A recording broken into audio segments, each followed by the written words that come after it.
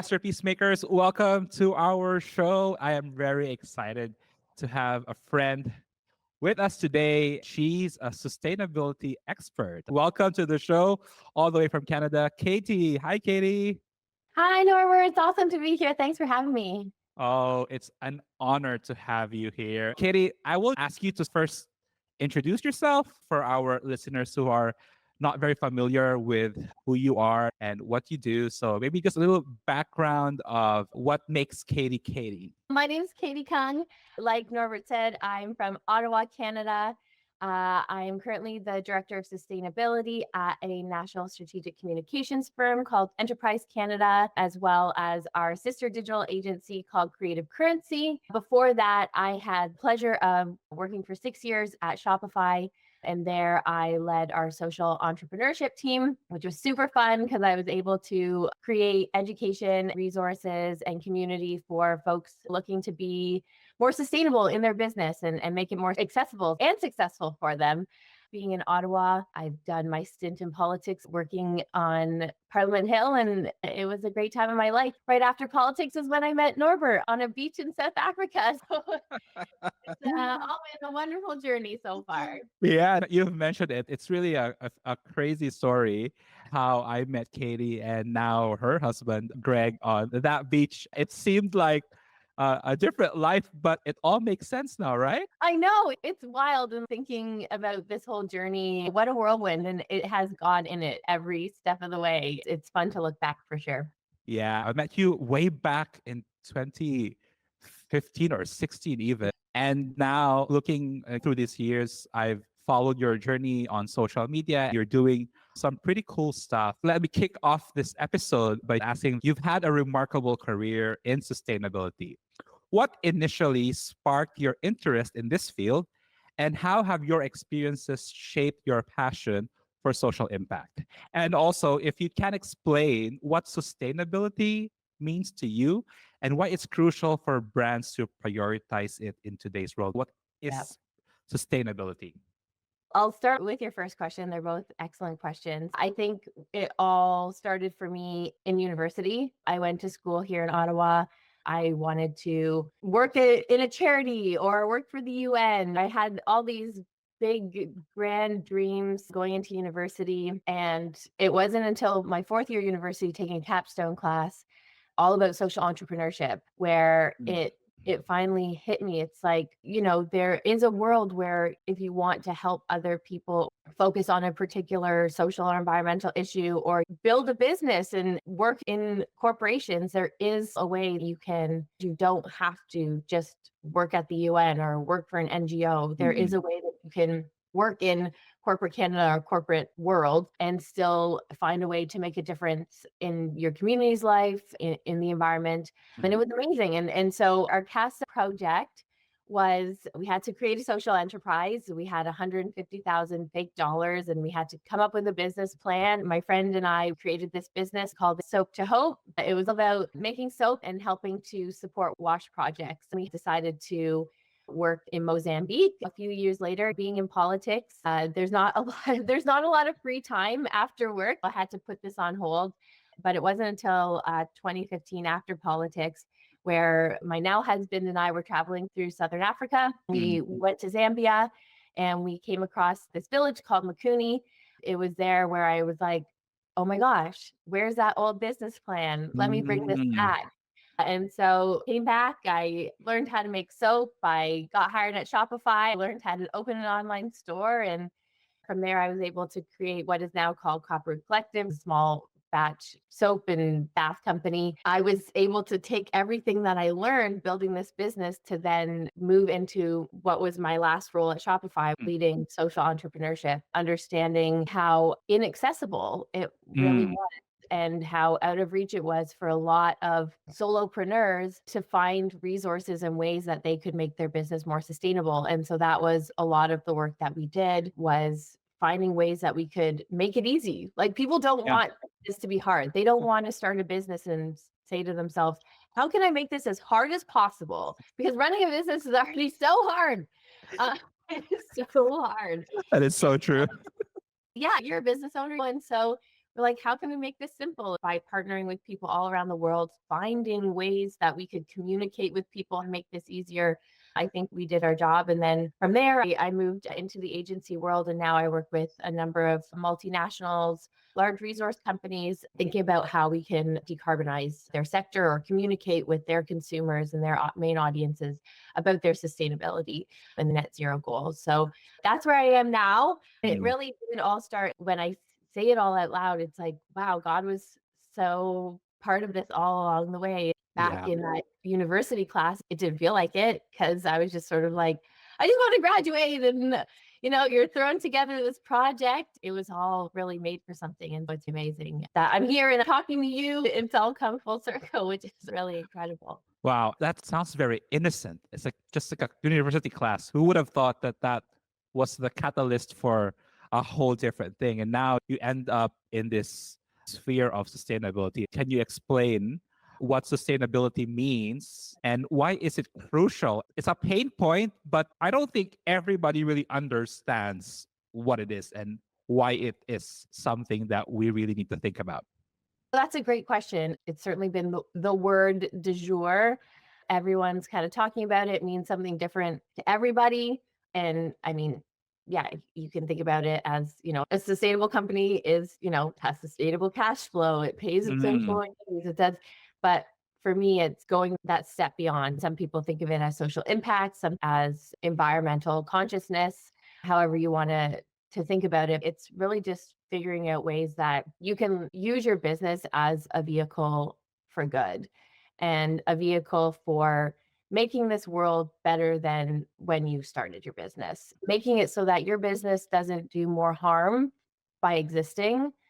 People should want to start businesses. Entrepreneurship is an incredible lifestyle. I learned that at Shopify. Wanting to start your own business, whether it's a service, whether it's a product-based business, it really is quite incredible. And so you should want to make it better than when you left off. I usually use the image, do you want to just leave dishes in your sink? You shouldn't want to leave your house a mess. So why should you want to create a business that makes a mess?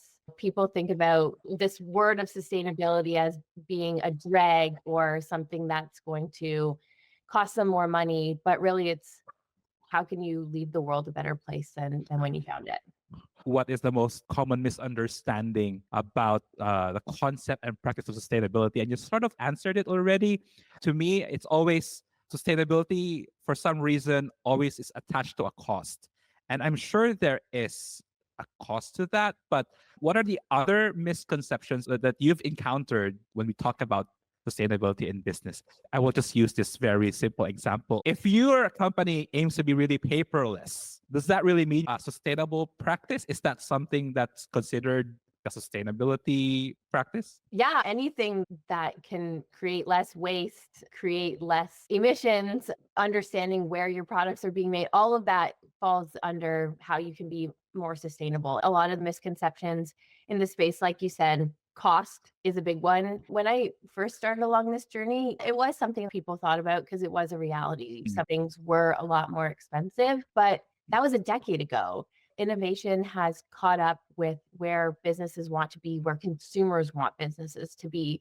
So it's not cost prohibitive to find products that are made more sustainably. Another one is that you have to do it all. I have to do it all immediately. If I want to be a sustainable business, oh my goodness, okay, everything needs to be organic. I have to have net zero. I need to be buying offsets. I need to be setting up charities in my community, all of these things. And all at once, everything all at once. It's overwhelming. And a lot Yeah. of people, they sit down to think about this. They think about what is going to be our sustainability strategy and start listing everything out. And then it's panic.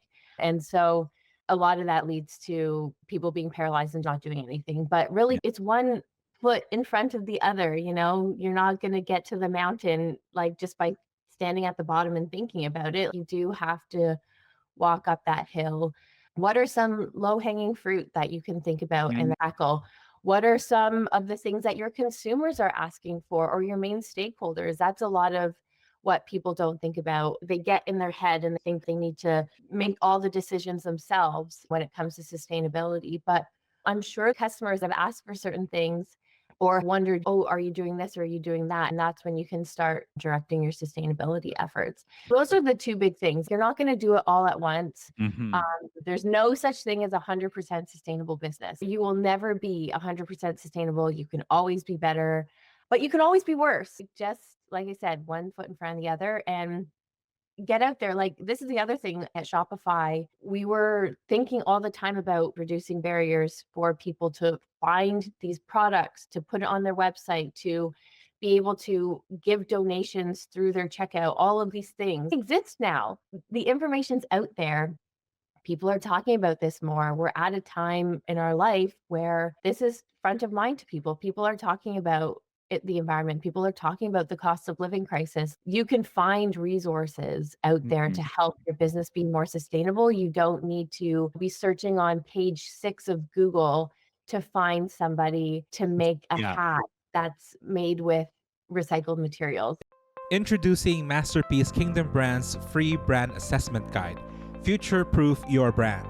In just 10 minutes, complete a quick and insightful assessment with 35 key questions designed to help you take an honest look at your brand and gauge its future resilience and adaptability. Discover valuable insights in 5 essential areas: brand digitalization, brand online presence, brand resilience, customer experience, and brand culture. Once you finish the assessment, we'll send you a report detailing your score so you can identify where your brand can truly grow. The best part is, this assessment is completely free. Don't fear the future. Take the step to transform your insights into action. Take our free Future Proof Your Brand assessment guide and join other kingdom-minded leaders who are already using it to elevate their brands. Visit masterpiecebrands.com/course/futureproof and start future-proofing your brand today. We live in the age we're in. The access to information technology is really available and it's not impossible. Katie, I love what you're talking about, like that, making sure that our brands, our businesses do not do harm in any sort of form, not just necessarily to environment, but to people themselves and totality of creation. I love that this is really attached to that. This whole idea of sustainability is actually anchored on a very heart of God as well, because it reflects God's heart. I'm just wondering if, for example, there's a single mom listening to us right now who's probably having a soap or a shampoo business, a small time thing. And again, one of the misconceptions of like doing it like with a cost and doing it all together. But what do you think are practical ways for like very, very simple business owner? Let's just take it, for example, this mom who has a soap business. What can she do to ensure that she starts this practice of being a good citizen and a good brand being sustainable? Wow. I think for that single mom, figuring out her why and figuring out what does she want to do with this business, I think that really can start fueling some of these conversations she can have with herself. Very practically, there's a lot of materials that exist out there, especially beauty, and the ingredients are moving at a very rapid pace. Finding clean ingredients is not hard. It took me 5 seconds on the internet to find 2 wholesalers here in Toronto, which is 4 hours from me, who have amazing all natural products. Thinking about making products that are good for your skin, safe to use, and all that kind of stuff is super important. Thinking about packaging. How can you create packaging that surprises and delights? I've learned this the hard way with my company. I thought everything had to be brown and it had to be on paper and it had to be really ugly. And then I learned people in the beauty industry don't want to have things wrapped in brown paper. So just finding ways that you can do better that way. There's so many great packaging companies out there. I know there's one in the UK. I think it's called Pack Help. And they have all their certifications in terms of paper and recycling and reusability and things like that. Every step along the way, think of your supply chains. Think of everything before it comes in the mail to your customer is really what you need to be thinking about. And so thinking about that mom who is starting out, like I said, there's so many resources for soap on the internet, great ways to have all natural products, amazing packaging, or even just thinking about how these products are made with Copperroot Collective. I was very blessed to have this opportunity, and it kind of came to me, and it kind of just dropped in my lap. There's a facility in Ottawa that helps adults with special abilities. They have day programs, and part of their day program is that they make soap, and they offer wholesale, so that when they sell the soap at wholesale, it helps fund the day programs in the camp, so that it keeps the cost low for parents who are sending their children there. I was able to partner with them, and then they started creating all my soap and all my bath bombs. It meant that I didn't have to make it at home on my stove, which was great. So that was another part of it. This soap was helping to fund day programs in my community, but also it was keeping my labor down. It was keeping my costs. I was able to grow my business because I wasn't thinking about making soap every night at home. I was able to have it made and packaged for me, but it was also done in a way that was helping our community. So it's really, you just need, be creative. It's, to me, this is fun. There's a lot that entrepreneurs are thinking about: their social media, website, marketing, inventory, and everything. So I know this can feel like a chore. Just take a night and pick one part of your supply chain that you want to make better and get into it. You won't be hard pressed to find good ideas. It might take you a little longer than hitting, send 1,000 things from Alibaba and not know who's made them. Might be a little, take you a few more minutes than just taking that route, but it's out there. What I love about this technology is that it challenges the entrepreneur to be more intentional in everything. And I think it does speak into your inner being of really trying to take care of creation in its broadness. I love what you said. We did not do business to make a mess. And we have no right to do that as well, right? And that's why this idea, this thinking, and then I love what you also said, just pick one in the supply chain. How can you make it better? How can you make it sustainable? How can it be a blessing more than a burden to society? It's something that makes you think, and something that is also challenging, especially when you're running a business that has been there for a long time and gone through different changes. I have clients who have gone through massive changes over the years and have to comply with government permits and stuff. These things are important to consider. You can really talk about sustainability till kingdom come, hey? It's true. And if I may add to that, thinking about why people should be wanting to do this, you talk about government permits. Government in Europe, government regulations are happening in a real way. Businesses are going to have to be more mindful of what they're putting out there and the materials that they're using. There's a whole product directive that's coming out across the EU. And so you're going to want to think about this, because you're going to have to think about this. Additionally, I talk about things in your supply chain, but I didn't have a chance to talk as simply as your operations. How can we make operations sustainable?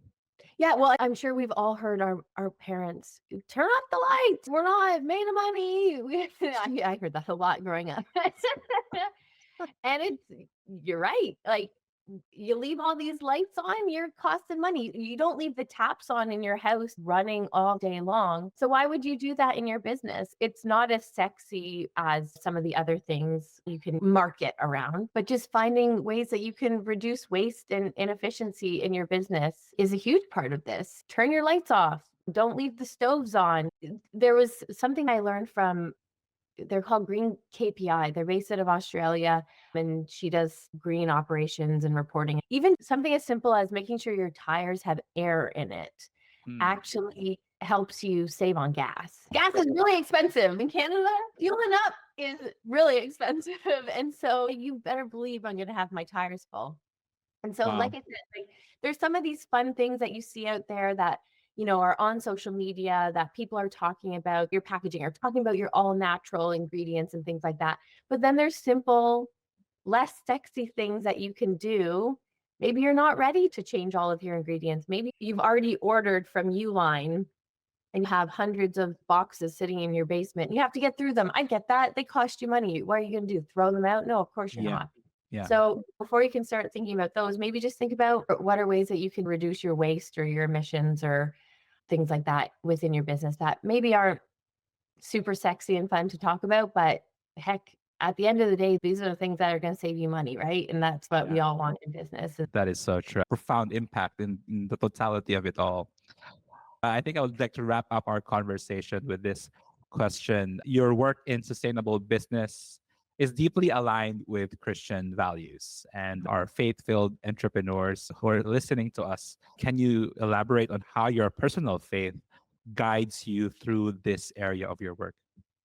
You've talked about it before earlier in this podcast. It's such a God-led way of doing business, looking out for our neighbor, thinking about what does that mean for employees? What does that mean for people who are making things within your supply chain? How can you care for people? Care for them is so rooted in who we are as Christians, and everyone should be thinking about this, whether you're Christian or not. I'm on a self-improvement journey in my life right now. God doesn't want us to just sit around and be content with who we are. He always wants us to be better people and seeking ways that we can reflect his kingdom in everything that we do. And I think that if you replace me with business X, how can business X constantly be looking for ways to reflect the kingdom and look for ways to be better and to conserve his creation that he gave us? We live on this incredibly beautiful planet that he has gifted to us.